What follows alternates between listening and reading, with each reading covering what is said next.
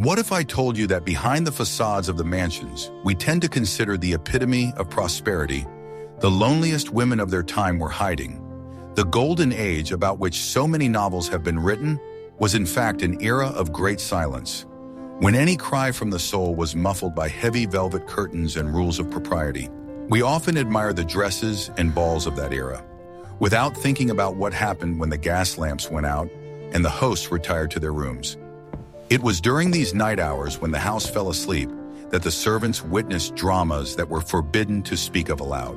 The tense silence of the corridors kept the secrets of broken hearts, cold alienation, and the unbearable pressure experienced by the mistresses of these golden cages. Watch the video to the end, and you will learn how luxury became a prison and diamonds became shackles that could not be removed. What if I told you that everything you believed about lavish Victorian dinners was just a beautiful facade? The reality was that the mistresses of the wealthiest houses often went to bed with a gnawing feeling of hunger. The age of splendor dictated the most brutal standards for women's waists, which were achieved by incredibly tight corsets. At a dinner table laden with exquisite dishes, a woman was physically unable to eat more than a couple of tiny bites. The rigid plates of the corset pressed on the stomach, making any meal a real torture in front of the guests.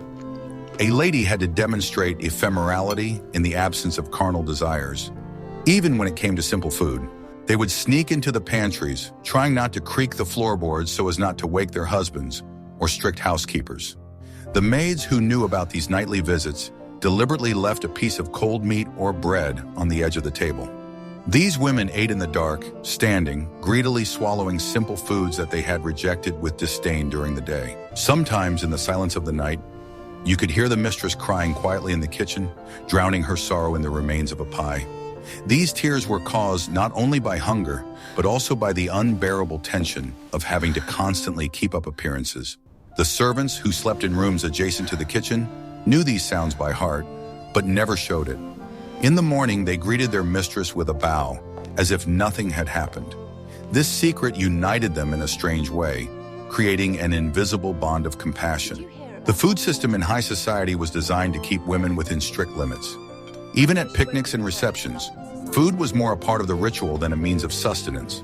Sometimes these stories came out in the form of gossip among servants from different houses, but they never reached the ears of their masters. It was a closed world of female secrets, where men were forbidden to enter. Husbands were convinced that their wives fed on air and nectar, and wives maintained this illusion. This lie was at the heart of family life, creating a gulf of misunderstanding. And the richer the house, the deeper the gulf, and the stronger the nighttime hunger. We would love to hear your opinion. What do you think about the price paid for conforming to the beauty standards of the time?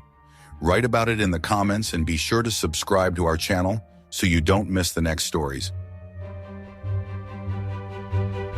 Are you ready to learn the truth about why there was such deafening silence in wealthy homes? We are used to seeing passionate scenes in marital bedrooms in movies, but the reality of the Gilded Age was much more prosaic and cold. In large mansions, having separate bedrooms for spouses was considered a sign of aristocracy and good taste. Husband and wife lived, in essence, on different islands, separated by a long corridor or even a floor. The doors to their chambers were massive, soundproof barriers that cut off any possibility of spontaneous intimacy. This architecture of alienation dictated the rules of family life, turning marriage into a formal partnership. The woman's bedroom, or boudoir, was her personal fortress, but often this fortress resembled a solitary confinement cell. In the evenings, a woman remained alone among a multitude of pillows and lace, listening to the sounds of the house. She waited for her husband's footsteps in the hallway, and this waiting could be either full of hope or full of fear. If there were no footsteps, it meant another night of complete solitude. The nighttime corridors became a zone of alienation that a woman was not supposed to cross first. Etiquette forbade a wife from entering her husband's bedroom without an invitation. It was considered the height of impropriety. She had to wait until he deigned to knock on her door. This waiting turned the night into an endless test of self-esteem and feminine dignity. Many women spent hours staring at a doorknob that never turned. Servants knew that in some houses, spouses did not speak to each other alone for years, communicating only through notes or servants. At night, this hostile silence was physically palpable, thickening in the air of the dark corridors. Valets and maids became unwitting mediators in this Cold War, passing on dry goodnight wishes. They saw the lights go out at two different ends of the corridor, as if on two different planets. And no one dared to ask why people who had sworn to be together were so distant from each other. In these separate bedrooms, women often began to lead secret lives that no one knew about, except their diaries. They read books that their husbands would not approve of, or wrote letters to old friends. The night gave them the illusion of freedom from the role of the perfect wife and homemaker. But this freedom was bitter, steeped in a sense of uselessness and rejection. They created their own little world inside one room because the big world at home did not belong to them. The age of splendor demanded a perfect facade, and the price for this facade was paid behind closed bedroom doors. Why do you think external propriety was valued above simple human happiness in that era? Are you ready to learn about the terrible consequences of this emotional isolation in the next chapter? What if everything you were taught about care and medicine in the past was actually a sophisticated tool of control? In the late Victorian period and the Gilded Age, there was a diagnosis that was given to almost every other wealthy woman: nervous exhaustion or hysteria. It was a convenient explanation for any female emotion: sadness, anger, fatigue, or the desire for change. The medical response to these conditions was unequivocal and cruel: so-called treatment by rest, which was more like imprisonment. A woman who showed signs of nervousness was locked in her room for several weeks or even months. She was forbidden to do anything: get out of bed, read, write, sew, or even talk.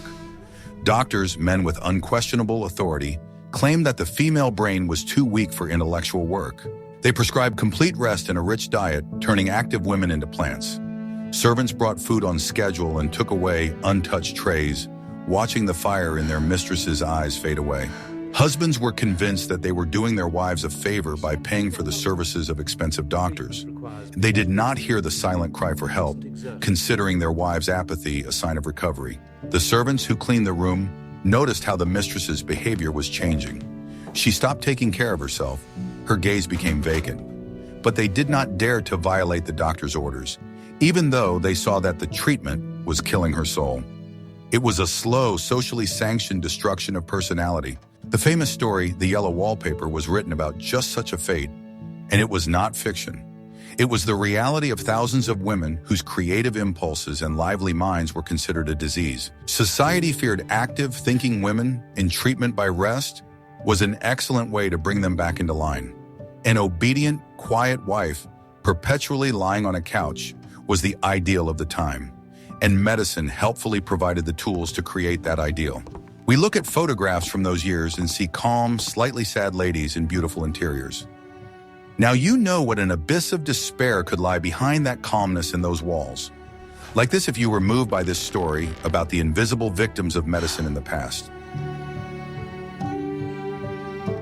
Guess how long it took to turn a woman into a living showcase for her husband's wealth?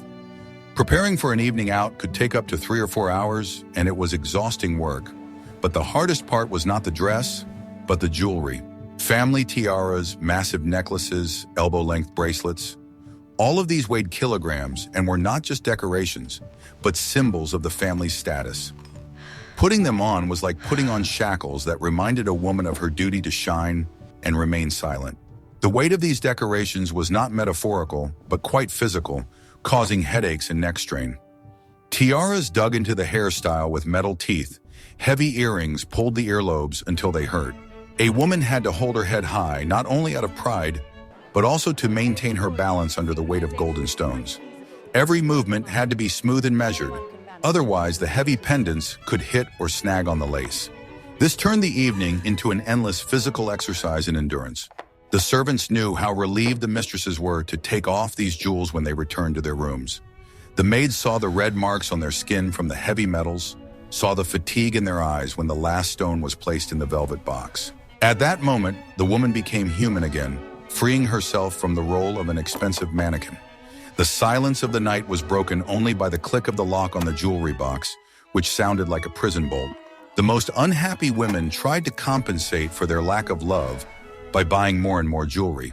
They demanded increasingly expensive gifts from their husbands, trying to drown out their emotional pain with the sparkle of stones. But cold diamonds could not warm them, only increasing the distance between spouses. It was an endless race for happiness that could not be bought in any jewelry store.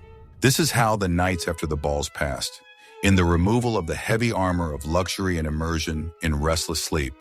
The diamonds were sent into the darkness of safes, and the women into the darkness of their lonely bedrooms.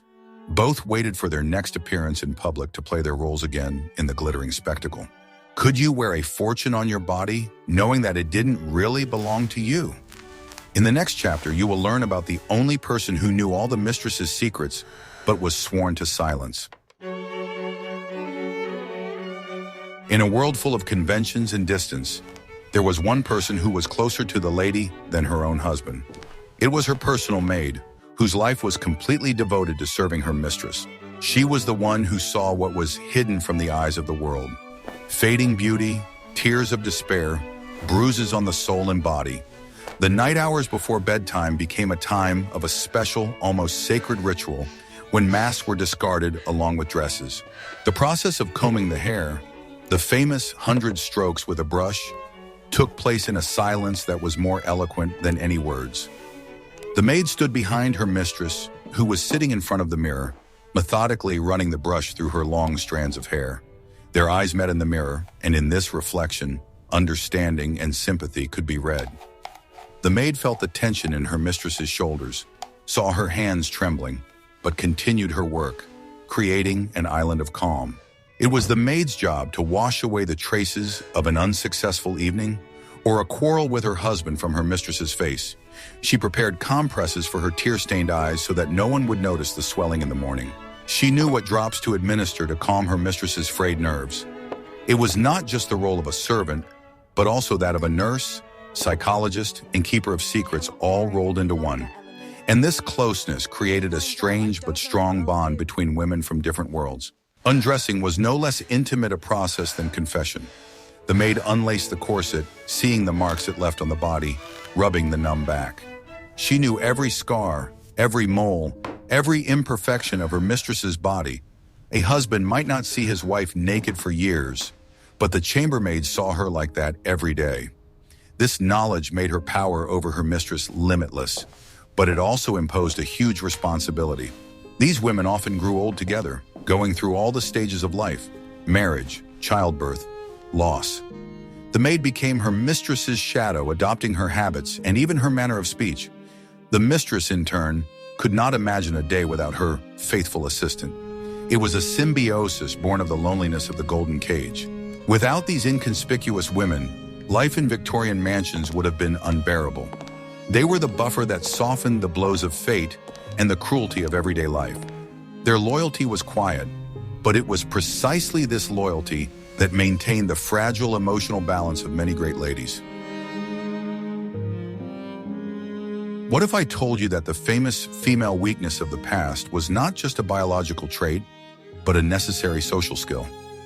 We often read in novels how ladies fainted at the slightest excitement, and we attribute this to tight corsets. Yes, lack of oxygen played a role, but fainting, or paroxysm of the senses, was often the only legal way for a woman to avoid an undesirable situation. It was a weapon of weakness in a world ruled by men. Imagine the situation. Your husband starts an unpleasant conversation about expenses, or a gentleman you dislike approaches you at a ball.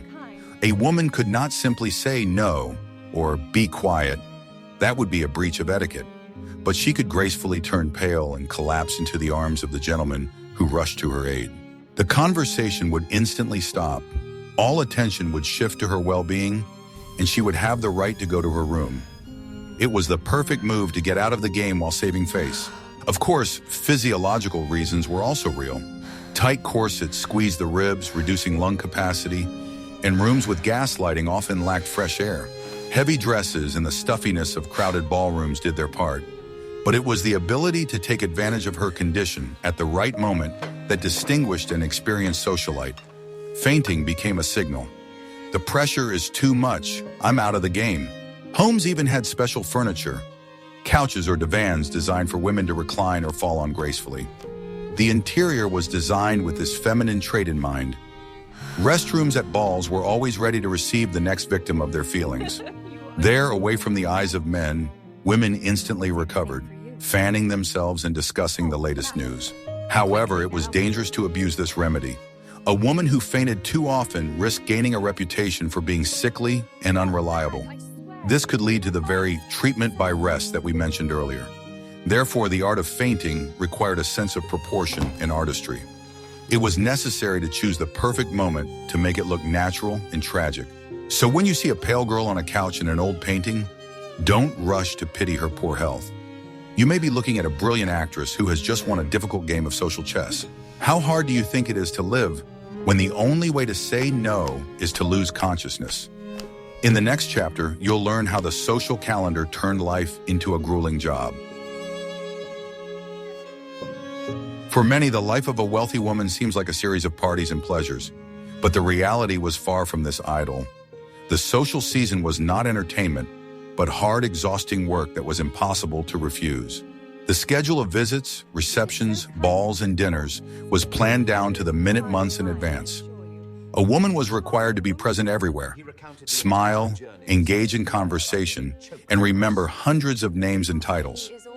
Any mistake or omission could cost the entire family its reputation. The morning began not with rest, but with sorting through correspondence. Hundreds of invitations required a response, and each response had to be written according to specific rules on special paper. Not everyone had secretaries, and many ladies spent hours at their desks until their fingers began to cramp. It was the endless bureaucracy of high society, consuming time and energy. Evening events required even more effort. Preparing for a ball, as we already know, took hours, and the ball itself lasted until late at night. Dancing in stuffy halls and heavy dresses was a physical ordeal. At the same time, you had to watch your every glance and gesture, because dozens of eyes were watching you, ready to condemn you for any mistake. It was especially difficult for older ladies who had to bring their daughters into society. They sat by the walls watching the dancing, maintaining a straight posture for hours, fighting sleep and boredom. Their task was to find a good match for their daughter, and it was a job that did not tolerate weakness. This endless cycle of faces and events created a feeling of emptiness. Life seemed to be bustling, but there was no moment for silence and reflection. Women lived someone else's life, the life of their class, but not their own. The social season ground down personalities, leaving only functions: wife, mother, hostess. And when the season ended and the family left for their country estate, it was perceived not as exile, but as salvation. Only there, far from the eyes of society, could a woman finally breathe and allow herself to be just a tired person. In an era when every word could be used against you, paper became the most dangerous witness. Women knew that their letters could be read by their husbands, servants, or ill-wishers. Therefore, many of them led a double life on paper: an official one, full of polite phrases, and a secret one, which they entrusted only to fire. Fireplaces and boudoirs saw more women's secrets than any priest. Diaries were another outlet. In them, women poured out what they could not say aloud. But even diaries were often written with a possible reader in mind. The most intimate entries were made on separate sheets of paper, which were then also destroyed or hidden in secret places, under the double bottom of a box, behind the lining of a dress, in the bindings of books. History knows many examples when, after the death of a famous lady, her relatives burned her archives as a matter of priority. They feared that the truth about her life would cast a shadow on the family's reputation. Thus, entire layers of women's history were turned to ashes, taking with them the thoughts, feelings, and real biographies of these women. We judge them by their formal portraits because the real evidence has been destroyed. The fire in the fireplace was not just a source of heat, it was a great purifier and guardian. It took away fears, tears, and confessions, turning them into gray ashes. A woman sat by the fire, looking at the smoldering coals, and realized that her real life was as fragile and ephemeral as this smoke. The silence of the paper echoed the silence of the women themselves. They were forbidden to speak loudly, forbidden to complain, forbidden to love the wrong people. Only the fire knew how fiercely their hearts truly burned. The pinnacle of a woman's career at that time was the role of housewife. It was a position that required the skills of a diplomat, economist, manager, and actress. The house had to run like a well-oiled machine. Meals had to be served on time. Servants had to be invisible but efficient, and guests had to be satisfied. And behind it all was a woman who had no right to make mistakes or show fatigue. The ideal hostess had to create an atmosphere of ease, even if disaster was unfolding behind the scenes. If the chef got drunk and the roof leaked before the Duke arrived, the guests should not have noticed. The hostess's smile was constant, as if glued on. She carried on conversations, monitored the changing dishes, and settled conflicts between guests, all without leaving the table. With a slight movement of her fan, this required tremendous self-control. A woman had to be aware of all the political and social news in order to keep up the conversation, but at the same time not appear too intelligent, so as not to hurt male pride. She balanced on a fine line, being interesting but not provocative, hospitable but reserved. Inside the house, she managed an entire army of servants. She had to check the bills, keep track of food expenses, order the menu, and supervise the cleaning. At the same time, she was not supposed to look preoccupied with household matters. Her husband wanted to see her as a fairy who, with a wave of her wand, would make delicacies appear on the table and dust disappear by itself. He did not want to know about arguments with the butcher or the lazy laundress. This double burden, being both a manager and a decoration, was exhausting. The woman was constantly on edge, checking to see if everything was perfect. A stain on the tablecloth or cold soup was perceived as her personal failure. She was responsible for every little thing in the house with her reputation. And so they lived, hiding their anxieties and fears behind a flawless facade. Only the mirrors in the empty halls saw their true faces when the candles went out and the show was over. The age of splendor in the Victorian era could not last forever. By the end of the century, the world began to change rapidly, and these changes hit those who were symbols of the old order the hardest. Women who had devoted their entire lives to serving their homes and families suddenly found their world collapsing. Children grew up and left, enthralled by new ideas. Husbands grew old or died, and huge mansions became empty. The silence that had once been only a nighttime visitor now became a permanent fixture in the house. Rooms that had once been full of guests and music stood closed, the furniture covered with dust sheets. The aging lady remained alone among her memories and portraits. There were fewer and fewer servants. Maintaining a huge staff was no longer affordable, nor was it necessary. These women, accustomed to being the center of their home's universe, found themselves on the sidelines of life. A new generation of girls rode bicycles, demanded the right to vote, and studied at universities. To them, their grandmothers in corsets and with their strict rules were archaic relics. The conflict between the generations was sharp and painful. The old school ladies couldn't understand why their sacrifices and efforts were now useless and even laughable. Their fates are a story of how times change, sparing no one. They were the queens of their time, but their kingdom disappeared. They played by all the rules, but at the end of the game, they were left with nothing but memories. Their tragedy was quiet and inconspicuous, like their whole lives. The servants who remained with them until the end were the only witnesses to this decline. They saw how their proud posture bent under the weight of years, how their hands trembled as they held a cup of tea. They were the last ones who remembered these women as young and brilliant. With the departure of an old maid, the last thread connecting a lady to reality often disappeared. Their stories dissolved into the silence of old houses, but the echo of their footsteps can still be heard if you listen carefully. This echo reminds us that behind any outward glamour, there is always a living human soul, thirsting for warmth and understanding.